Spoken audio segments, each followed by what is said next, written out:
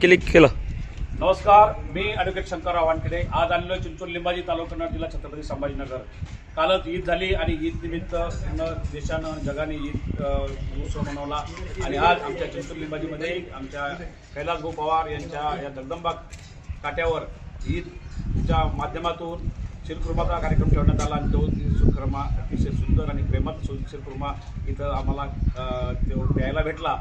खरं तर हे सगळं श्रेय जाते आमचे मित्र मान्य श्री तात्याराव भुजंग यांना, की तात्याराव भुजंग आणि नवाब शेठ हे असे हिरे आहे. पण अमृत चौगुले यांनी तिघांनी मिळून मला या ठिकाणी आणलं आणि आज आमचे जे मित्र आहेत नवाब शेठ आणि कैलास भाऊ हे सर्व जे आहे यांच्या माध्यमातून आज शिरखुर्म्याचा कार्यक्रम झाला.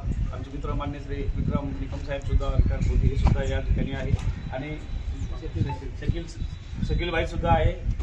नाव सय्यद भाई, जमील भाई, ये सर्वजण जमीर भाई हमारे जो दोस्त आहे, सर्वजण या ठिकाणी शिरखुर्म्याच्या कार्यक्रमामध्ये एकदम हरारीने सामील झालेले आहे.